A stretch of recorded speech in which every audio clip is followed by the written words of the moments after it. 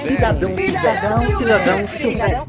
Silvestre. Primeiro, para quem não está sabendo o que acontece e qual é o caso Mari Ferrer. Mari Ferrer sofreu uma violência, um abuso, que nós sabemos qual é. Quem não sabe pode escrever aí, eu só não posso ficar falando aqui, porque senão o YouTube ele tira o engajamento. Então, quem puder, deixa o like, compartilha, mas quem não souber, eu também vou deixar a matéria aqui para vocês entenderem tudo que aconteceu com ela, tá certo? Mas qual é a história dessa jovem? Ela, na época, então, com 21 anos, ela era virgem e ela estava como promoter de uma casa de shows noturna em Santa Catarina, em Florianópolis, capital de Santa Catarina. Nessa casa noturna, em que ela era promoter, ao que parece, ofereceram para ela uma bebida. Por que eu disse ao que parece? Porque é o que tem de indícios e eu não estava lá para dizer. Então eu tenho que falar com base no que está nos autos, nos depoimentos e naquilo que eu li sobre, certo? Então a gente tem que separar primeiro a verdade dos fatos, a verdade que está no processo e a verdade de cada um. Porque o juiz e os desembargadores, eles atuam com a verdade que está nos autos. Ou seja, se tiverem provas suficientes para condenar alguém, esse alguém é condenado. Mas e para inocentar? Vamos supor que alguém foi preso e essa pessoa, anos depois, juntam provas de que era inocente. Pode ser utilizada. Por quê? Porque para inocentar, você sempre pode trazer provas novas, tá certo?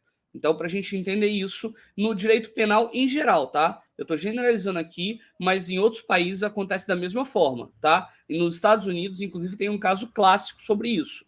Mas então, vamos lá. Ela é uma jovem que, ao que dizem, colocaram alguma coisa na bebida dela e ela ficou sem forças, ficou desequilibrada e etc. E levaram ela, esse senhor aí lá levou para um quarto e ela diz que sofreu abusos. E aí o que acontece no decorrer desse processo, nessa situação? O Uber que a leva para casa, a leva numa situação já vendo que ela estava um pouco alterada, ela chega em casa, a mãe descobre o que aconteceu, ela fica preocupada, enfim, eles procuram a polícia, em um primeiro momento não é feito o atendimento devido na delegacia, tá certo? Não fazem o procedimento adequado na delegacia. Depois de um tempo, toma-se o procedimento. Inclusive, olha o que acontece. A delegada estava lá e o acusado, que a gente chama no direito penal de suposto autor do fato. Por que suposto autor do fato? Autor do fato é quem fez alguma coisa. Você quebrou um copo. Você é o autor da quebra do copo. Só que se alguém está acusando você, aí então é chamado de suposto autor do fato. O processo vai dizer se você quebrou ou não aquele copo. Vai se investigar. Enfim, na delegacia, ele está conversando com a delegada e ele está tomando um copo d'água. Está lá, conversando, e aí ele diz, e ele muda o depoimento dele algumas vezes. Em um determinado momento, com base nas câmeras, com base nas evidências, ele muda o discurso, dizendo que ele não teria cometido nada, que ele não teria tido contato com ela. E aí o que a delegada faz? Ok, então vá fazer uma prova de DNA. Só que o que acontece? Ele pode se recusar. E foi o que ele fez. Ele se recusou a fazer a prova de DNA. Mas, e aí tem um grande detalhe, ele tinha acabado de beber um copo d'água. Um copo d'água. Um copo plástico. O que a delegada mandou fazer? Pegar esse copo, levar para a perícia. Com base nessa perícia, foi descoberto que o DNA que tinha lá no corpo dela, que tinha lá na relação e tal, era dele. Dessa forma, ficou comprovado nessa situação que aquele discurso que ele estava puxando não era o discurso relativo à realidade dos fatos. Não era aquilo. Então, a gente tem esse detalhe para esclarecer. O caso dela, como se fala, da Mari Ferrer, ter feito depoimento e o acusado, ele depois ter mudado o discurso dele e ainda terem feito essa prova de DNA, mostra que ele alterou algumas vezes os depoimentos e que as câmeras do local, tinha mais de 40 câmeras, o local também não colaborou com as investigações. Então, houve um primeiro erro de procedimento na delegacia e, posteriormente, também houve uma dificultação, uma complicação no andamento por parte da boate lá. Então, um mau procedimento acompanhado de obstrução de justiça. Foram duas coisas que aconteceram ali. Só que, para o processo penal ele andar, e ele tem que valer para todo mundo, você tem que trazer todos os tipos de prova já de início. Só que vejam que no início do caso, a delegacia e o delegado responsável até então não havia tomado todos os cuidados, não tinha feito os procedimentos da maneira adequada. Isso era o que constava nos autos. E aí, seguindo, veio uma outra delegada que depois fez o procedimento e tomou todas as medidas e comprovou-se aquilo que era possível se comprovar depois de meses do ocorrido. Então, esse é um ponto que nós temos. A situação colocada ali é a primeira atuação da força policial investigatória, chamada polícia judiciária. A polícia civil, ela é chamada de polícia judiciária. Por quê? Porque é ela que vai fazer essa análise e essa investigação.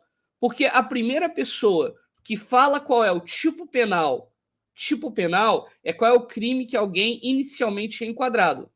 Mas essa pessoa ela não vai ser condenada por esse crime. Na verdade, o delegado ele olha para o crime e fala: isso aqui parece tentativa de homicídio, isso aqui parece lesão corporal. Então, o delegado ele define aquilo que ele acha que está acontecendo. Posteriormente, ele faz toda a investigação e pega todos aqueles documentos e encaminha para o Ministério Público. Aí o Ministério Público pega aquela documentação e a sugestão do delegado.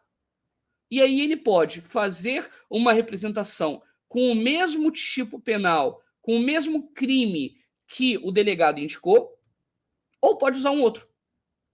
Entende? Ele pode usar um ou outro. E aí o Ministério Público anda com a investigação, na verdade com o processo, a partir dessa manifestação, né? Dessa manifestação do delegado. Que ele pode acolher ou não. E aí o que o Ministério Público faz? Ele entra com uma ação chamada de denúncia. Denúncia é o nome jurídico que se dá à peça processual utilizada pelo Ministério Público para entrar com uma ação criminal contra alguém. É chamado de denúncia.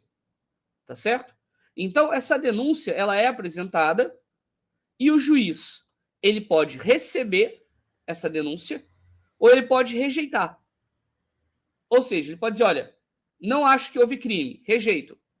E aí, se o Ministério Público quiser entrar de novo, aí o procurador, que é a segunda instância, né, vai pegar aquilo lá e vai mandar, não, eu acho que realmente teve crime. Juiz, investiga aí. E a partir disso, vai havendo o desenvolvimento do processo. Vai havendo esse segmento da ação. Então, até o momento do oferecimento da denúncia, do ajuizamento dessa ação, quais foram as falhas que ocorreram no processo? 1. Não foi dado o suporte à vítima adequado no início da instrução criminal. O início da instrução criminal é quando ela chega na delegacia e fala: tal fato aconteceu comigo. Quando vocês chegarem, isso inclusive é uma dica para a vida, gente. Quando vocês quiserem ir a uma delegacia porque sofreram um crime de natureza grave, procurem um advogado. Ah, não tem advogado, procura a defensoria. Ah, a defensoria não tem ninguém, procura a OAB, Direitos Humanos. Alguém vai te ajudar, tá certo? Delegacia não é lugar para alguém que cometeu que sofreu um crime grave ir sozinho. Infelizmente, deveria ser um local de maior acesso e maior facilidade, mas não o é. Lá tem profissionais sérios, como em todo lugar, tem profissionais que já estão com o coração frio, porque eles veem tanta violência, que aquilo que não é homicídio, eles já estão com o coração um pouco mais petrificado nesse sentido, porque é tanta violência sendo vista todo dia que aquilo é normalizado, que não deveria ser, mas é. Então as condições que são dadas para aqueles profissionais também são difíceis. Então vejam, a gente mistura profissionais tendo que lidar com muitas coisas pesadas e difíceis, com uma dificuldade de acesso à informação, com um público, com pessoas que não têm o suporte necessário para fazer as suas atuações, como, por exemplo, é alguém ir sem advogado. E também nós temos, por outro lado, pessoas que têm muito poder aquisitivo e que vão lá tentar impedir que as investigações aconteçam ou que elas aconteçam de forma a não incriminar os seus clientes. Porque, vejam, se alguém comete um crime e tem muito poder financeiro, no mesmo dia essa pessoa liga para o advogado. No mesmo dia. E a gente sabe que várias teses jurídicas são usadas porque essas pessoas elas têm o direito de defesa, mas esse direito à defesa ele é muito qualificado. Por outro lado, aqueles que não têm recurso ficam desprotegidas. E ficam desprotegidas porque não tem o suporte jurídico e também não tem esse apoio, digamos assim, de profissionais que estão ali. Tanto é que, nesse caso da Mari Ferrer, inicialmente, a atuação nas investigações, houve diversos atrasos que prejudicaram o andamento do processo, o andamento da investigação. Entende? Então, primeiro a gente tem que identificar aonde está o problema. O problema está inicialmente no acesso à polícia, ou acesso ao poder judiciário que inicia-se com a investigação criminal lá na delegacia.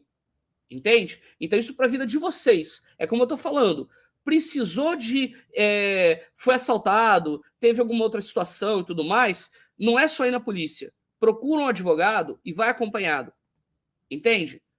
Com o advogado, as coisas... Não é que elas vão ficar às mil maravilhas, mas é que pelo menos você vai ter uma proteção ali, entendeu? Isso já vai te ajudar de alguma forma.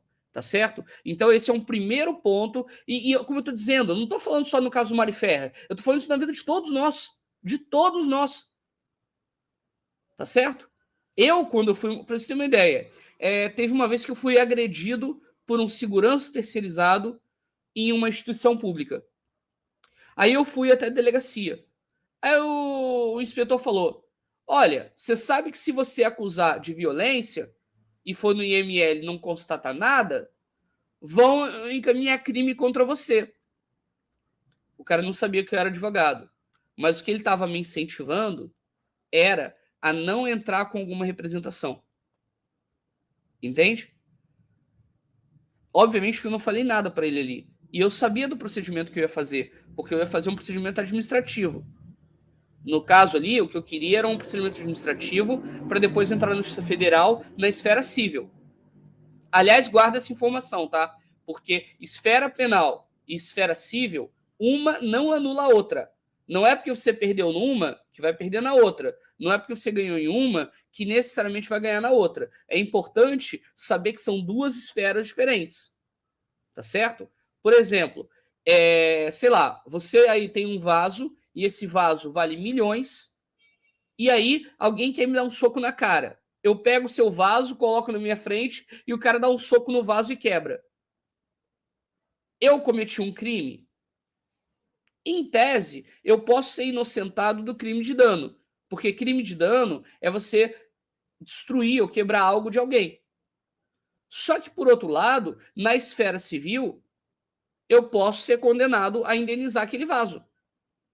Eu estou só dando um exemplo para vocês entenderem como é que a coisa funciona, tá certo? Então, a primeira crítica que eu faço e essa análise que eu estou fazendo é em relação a essa situação da polícia civil, tá certo? Primeiro a gente tem que entender, a polícia militar, ela é ostensiva, é aquela que vai atrás, que corre, que faz as operações.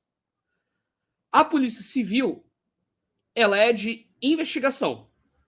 Não quer dizer que ela não tenha grupos de combate a determinado tipo de crime, mas a ostensiva é a militar e a civil é essa de investigação. Então, quando você vai numa delegacia, você não está indo num batalhão da Polícia Militar, você está indo em uma delegacia da Polícia Civil. E lá é que você vai descobrir como é que a coisa funciona, né? E é lá que você vai fazer o registro do que aconteceu, o registro da ocorrência, que a gente fala, o termo, né, juridiquês, é o delatio criminis, ou seja, você vai delatar, você vai dizer um crime que aconteceu contra você, porque se for contra outro, você vai fazer uma coisa que a gente chama de notícia, notício criminis, ou seja, notícia crime.